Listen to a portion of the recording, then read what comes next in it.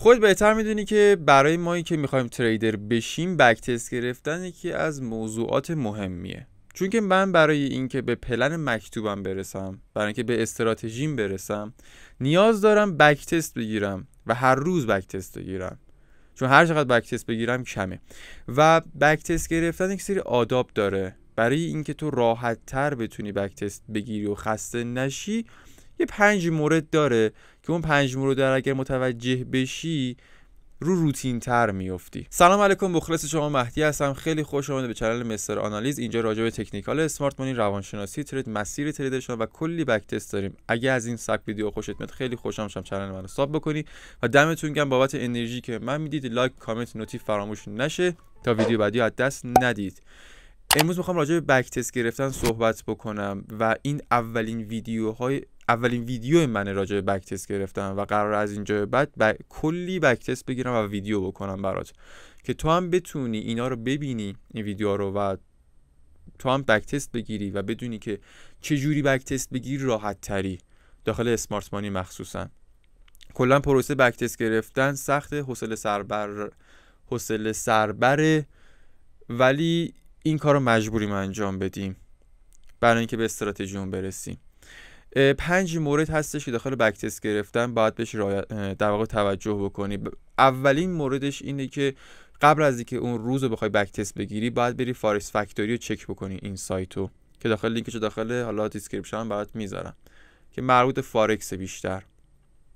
باید این سایت رو چک بکنی. اگر خبر قرمز وجود داشت تو اون ساعتی که داره خبر قرمز میاد ترجیحاً ترید نکنی. یعنی به نظر من 1 رو قبل از اون خبر قرمز و 1 رو بعدش ترید نکنی بهتره تا یکم بازار هیجاناتش بخوابه، تو آرامش بره، بعد اون ترید رو باز بکنی. چون موقع خبر اسلپیج به شدت داخل بروکرت میره بالا و اسپرد به شدت میره بالا و ممکنه اصلا استاپت نخوره ولی از مارکت بیفتی بیرون. ممکنه اینقدر اسلپیج برات بخوره که ضرر زیادی بکنی. پس مورد شماره 1 حتما فارکس فکتوری چک بکن. مورد شماره 2 توی هر تایم فریمی اوردر بلاک رو باید مشخص بکنی یا نواحی رو باید مشخص بکنی. داخل تایم فریم 15 دقیقه بعد اوردر بلاک ها و نواحی مختص تایم فریم 15 دقیقه رو مشخص بکنی. روزانه به همین صورت، 4 ساعته به همین صورت. مورد شماره 3 اینه که داخل هر تایم فریمی نقدینگی مخصوص خودش رو مشخص بکنی. تایم فریم شما در واقع تایم فریم 15 دقیقه نقدینگی 15 دقیقه رو مشخص کن. 4 ساعته همینجور، روزانه همینجور، 1 دقیقه همینجور. اینم مورد شماره 3. مورد شماره 4 اینه که برای نواحیت ارزش گذاری بکنی، اسم گذاری بکنی. این ناحیه ضعیفه من روش ترید نمی کنم، این ناحیه قویه من روش ترید می کنم. بعد روی نواحیت ارزش گذاری بکنی که حالا بهت میگم تو بک تستا که چه ناحیه ضعیفه چه ناحیه قویه، ولی اینا رو داخل چک لیستت کنار خودت داشته باش که طبق این در واقع عمل بکنی. و مورد شماره 5 که مورد خیلی مهمیه، سناریو چینی، شماتیک کشیدن. روی هر ناحیه تو باید سناریو چینی بکنی. ببینی آقا روی این ناحیه میخوام ترید بکنم، سناریو بچین که آقا میخوام ترید بکنم. این ناحیه شکسته میشه، سناریو بچین که این ناحیه شکسته میشه. ولی روی هر ناحیه تو باید برنامه داشته باشی که این ناحیه رو چی کارش باید بکنم، چه اتفاقی روی این ناحیه قرار بیفته، من چه واکنشی باید روی این ناحیه داشته باشم. پس این 5 سناریو جدی بگیر. آخر ویدیو هم یه ورود بهت معرفی کردم، یعنی در واقع این بک تست آخرش یه ورودی بهم داد به اسم ورود ادامه دهنده که اون ورود ادامه دهنده رو باید یاد بگیری. ته ویدیو کلا راجعش توضیح دادم و کلا سناریوی ورود این بک تست بر اساس ورود ادامه دهنده است. حتما یادش بگیر، خیلی مهمه، خیلی کمکت میکنه. خیلی مخلصم. بریم سراغ بک تست. خب بچه، برای اینکه بک تست رو استارت بزنیم اولین کاری که میکنیم اینه که یک روزی رو برای خودمون انتخاب بکنیم. مثلا من الان 2 جولای 2024 رو انتخاب کردم برای خودم و تصمیم میگیرم که کدوم سشنش رو بررسی بکنم. من میخوام سشن لندن رو ترید بکنم. سشن لندن برای من از 10:30 شروع میشه تا ساعت 1:30. خب شاید برای هر کسی متفاوت باشه، مثلا یکی بخواد مثلا بیشتر بشینه پای چارت و اینا، ولی من خودم یک بازی برای خودم انتخاب کردم که داخل این بازه ترید میکنم. و وقتی که روزتو مشخص کردی، وقتی که سشن مشخص کردی، میای داخل سایت فارکس فکتوری، بعد اون روزو میاری و ببینی چه خبرهای مهمی هستش. این قانون شماره اوله که باید این کار رو انجام بدی.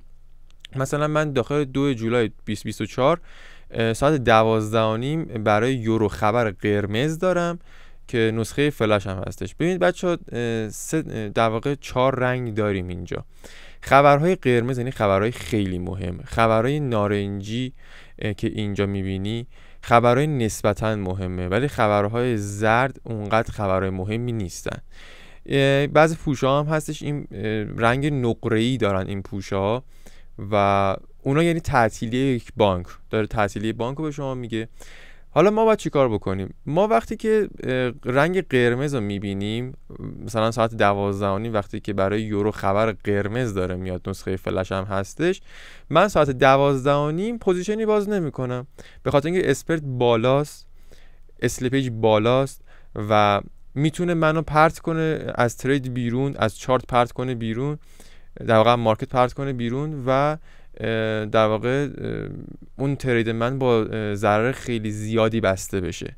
معمولا ساعت 12 اگه ساعت 12 زده خبر رو ترید نمی کنم، 10 دقیقه یا 1 رو قبل از خبر یا 10 دقیقه 1 رو بعد از خبر هم ترید نمی کنم تا با کم بازار آروم تر بشه. این هم قانون شماره اول فارکس فکتوری چک بکن، بعد بریم روی چارت که ببینیم تحلیلمون به چه صورته.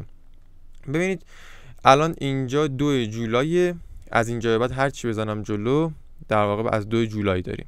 اولین کاری که من میکنم اینه که میام داخل تایم فریم روزانه ساختار رو رسم میکنم تا یک چیزی در واقع یک آگاهی به من بده که ارده بلاک ها رو بهم بگه و اینا. خب اینجا سقف ساختاری من به سمت بالا شکسته شده، یکی باز اتفاق افتاده و اینجا این ناحیه این اوردر بلاک باعث شده که این سقف ساختاری بزنه بشکنه. یا هم رفت بگم که الان کاری که من دارم میکنم قانون شماره 2.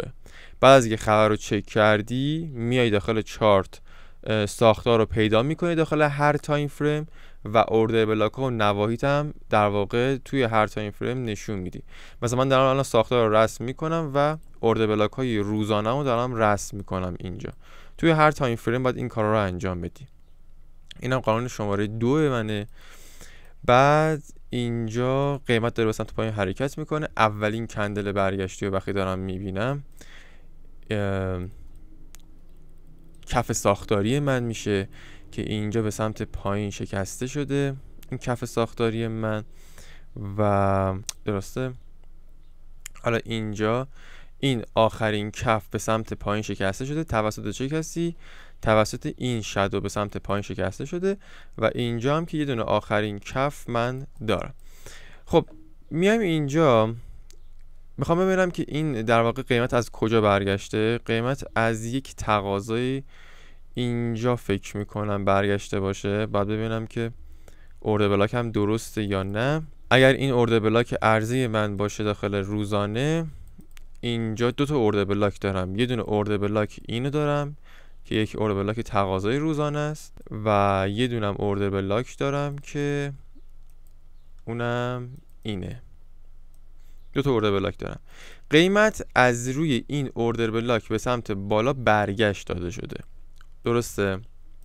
خب این از روزانه که مشخص کردم. میرم سراغ 4 ساعته. داخل 4 ساعتم به همین صورت میام نواحیمو رسم میکنم و ساختار رو رسم میکنم. این ناحیه میتونه ناحیه اصلی باشه و این شادو هم من میتونم به عنوان اوردر بلاک تقاضا در نظر بگیرم، به خاطر اینکه اولا که شادوی بلندیه، بعد از شادو هم بدنم مومنتوم داره، بعد اومده بدنه یک کندل قبلی و کامل پوشش شده، پس میتونم یه تقاضا براش در نظر بگیرم. و عرضم به خدمتتون دیگه اینجا هم نگاه بکنید، اینجا هم یه دونه عرضه 4 ساعت دارم که اومده چیکار کرده، که اومده این کف ساختاری به سمت پایین یا این اینجا رو به سمت پایین باز داده شکونده. خب این هم از اینو و همین. این هم 4 ساعته. میخوام هم داخل 15 دقیقه. حالا 15 دقیقه یکم مفصل تر میشه برام کار. تو 15 دقیقه دوباره شروع میکنم ارده بلاکامو رو رسم کردن، ببینم میخواد چی کار بکنه قیمت. این ارده بلاک عرضه منه، یه 15 ام سوپلای دارم اینجا.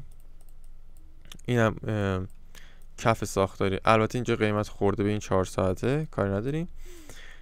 اینجا یک کف ساختاری منه، اولین کندل برگشتی و آخرین کف من اینجاست. دقت بکنید قیمت بین یک سقف ساختاری و یک کف ساختاری گیر کرده که من اینا رو بتونم گفتم بهشون میگیم ساختار داخلی. وقتی قیمت داخل همچین موضوع گیر میکنه میگیم داخل ساختار داخلی گیر کرده. حالا الان برات میگم یعنی چی. یعنی آقا تا وقتی که قیمت نتونسته این سقف ساختاری به سمت بالا بزنه بشکونه، یا نتونسته این کف ساختاری به سمت پایین بزنه بشکونه، هر چی ناحیه داخل اینجا داری میبینی ارده بلاک داخل 15 دقیقه داره به وجود میاره برات، اینا همه نواحی ضعیف هستن. خب درسته؟ پس به خاطر همین دارم میگم که خوبه که یا سقف ساختاری یا کف ساختاری بزنه بشکونه که تکلیف ما مشخص بشه. در واقع داره داخل اینجا رنج میزنه و ارده بلاک هایی که برات به وجود میاد همشون ضعیفن و نمیشه روش هیچ کدومشون حساب باز کرد. حله. خب حالا ما باید چیکار بکنیم؟ ما داخل اینجور موقعیت ها اولا که میرم ساعت 10:30 بیارم. ببین الان ساعت این زیر زده، الان ساعت 9، این ساعت 10 هم 10:15 که دیگه به 10:30 نزدیک بشه، دیگه جلوتر نمیزنم.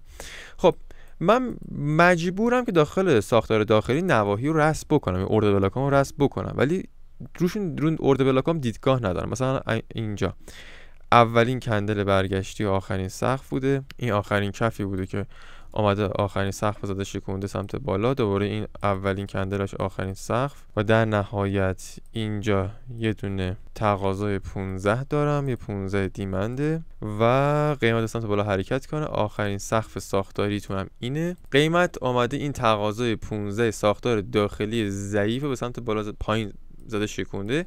اینجا در مقابل یک اوردر بلاک عرضه به وجود میاد 15 ام سوپلای. خب و همین. ولی اینو من بهتر میدونم که این ضعیفه. من یک W میذارم، یعنی به نشانه ضعیف بودن این ناحیه. خب بعد از اینکه بچه‌ها اومدیم چه میدونم فارکس فکتوری رو چک کردیم، اخبار رو چک کردیم، قانون اولمون، قانون دوممون این بود که ما این داخل هر تایم فریم نواحی و ارده بلاک ها رو رسم کردیم. حالا میریم سراغ قانون شماره 3 که بریم نقدینگی پیدا کنیم داخل هر تایم فریم. داخل تایم فریم روزانه و 4 ساعته چون نقدینگی نبود بهش اشاره نکردم، ولی داخل تایم فریم 15 دقیقه نقدینگی دارم. پس قانون شماره 3 اینه که بیام نقدینگی داخل تایم فریم 15 دقیقه رو مشخص بکنم، چون وظیفه‌م اینه که تو هر تایم فریمی نقدینگی مشخص بکنم. خب این اولین کندل برگشتی منه. خب اینم کندل برگشتی منه. پس اینجا من یک نقدینگی 2 سقفی دارم.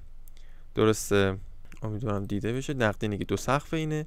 داخل تایم فریم 15 دقیقه نقدینگی ها رو رسم کردم. حالا بعد از اینکه نقدینگی ها رو رسم کردیم میریم سراغ قانون شماره 4. قانون شماره 4 میگه که باید برای اوردر بلاک ها یا نواحی که رسم کردی اسم گذاری بکنی، بدونیم این ناحیه قوی، ضعیف، شکسته میشه، روش میخوای پوزیشن بگیری، میخوای چیکار بکنی.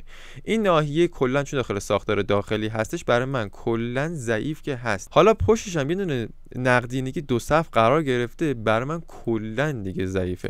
پس برای من اینجا میشه ترپ نقدینگی، به خاطر اینکه پشتش نقدینگیه و این ارده بلاک هم نزدیک به نقدینگی برای من ترپه، کاری بهش ندارم. پس اگر من بخوام بگم که مثلا این براش چه اتفاقی میفته، قانون شماره 5 شماتیک رسم کن، یعنی سناریو چینی بکن که ببینیم روی این ناحیه میخوای پوزیشن رسم بکن، پوزیشن بگیری یا نمیگیری.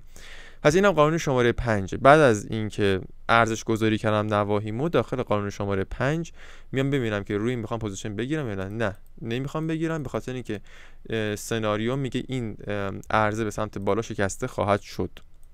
میام داخل تایم فریم 5 دقیقه. تو تایم فریم 5 دقیقه به همین صورت نواحی رو اول رسم میکنیم. این یه 5 سوپلایه، به خاطر اینکه اومده این کف ساختاری زده شکونده سمت پایین، دیگه رسمش نمی کنم، خودت میدونی.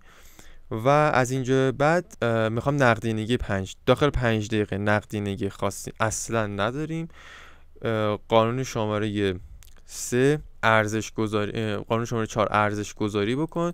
این به خاطر اینکه چسبیده به ناحیه 15 بالایی برای من فیک حساب میشه، روش دیدگاه زیادی ندارم، دیدگاه خاصی ندارم. یکی کندلا بزنم جلو داخل 5 دقیقه ببینم به من سناریو ورود میده یا نه. خب اینجا اولین کندل برگشتی من اینجا، یک باسی در واقع اتفاق افتاده. فعلا هیچ ناحیه جدید ندارم. من اینو حتی این در واقع شادویی که رسم کردم من میتونم کل کندلم در نظر بگیرم، ایرادی نداره. کل کندلم میتونم در نظر بگیرم که بگم آقا مثلا اومده این کف ساختاری منم به سمت پایین زده شکونده، درسته.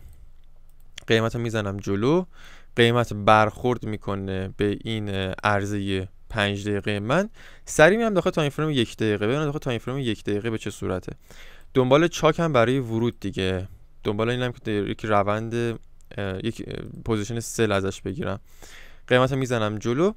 دقت بکنی اینجا یک آخرین تقاضایی که تونسته یک در واقع داخل 1 دقیقه این تقاضای ما تونسته این سقف ساختاری به سمت بالا بزنه بشکنه، یعنی یک باسی داده اینجا. خب و بعد از اینکه باس داده این آخرین تقاضای شما شده و اینجا هم یک عرضه 1 دقیقه به وجود میاد، در واقع یک سوپلای به وجود میاد به خاطر اینکه تونسته اینو به سمت پایین بزنه بشکنی تقاضا یکو. قیمت رو میزنم جلوتر، میزنم جلو. پس شما میتونید روی این پوزیشن باز بکنید. خب اینجا من روی این اوردر بلاک پوزیشن باز میخوام بکنم و استاپ هم گذاشتم این پشت، ببینم پوزیشنم فعال میشه یا نه.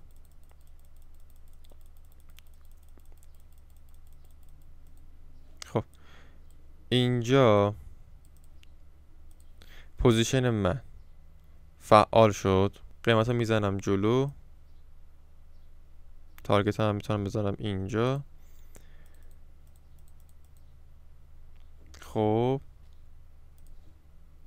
این آخرین کف منه. قیمت رو میزنم جلو تا ببینم که خب این کف ساختاری من به سمت پایین شکسته میشه، یک باسی اینجا اتفاق میفته و اینجا فکر می‌کنم ورود ادامه دهنده داره بهمون میده. اگر راجع به ورود ادامه دهنده چیزی نمیدونی، من داخل ویدیو قبلا توضیح ندادم، الان بهترین فرصت بدونی راجع بهش که چه زمانهایی گرفته میشه. وقتی که شما یا ورود اول رو از دست دادی یا کلا ورود اول هم گرفته باشید، قیمت در ادامه یک ورود دیگه به شما خواهد داد به اسم ورود ادامه دهنده. ورود ادامه دهنده اینجوریه که وقتی که وقتی که اینجا چاک اتفاق میفته، اولین کندل برگشتمون کدوم میشه؟ از اینجا شروع میشه، یعنی اینجا یک آخرین کفه برای من. وقتی این آخرین کف به سمت پایین شکسته میشه، اوردر بلاک به من میده. اوردر بلاک اولی همیشه میشه فیک، اوردر بلاک دومی همیشه برای من میشه دیسیژنال. خب اینجا تارگت من خورده شد. من یه دونه آر 5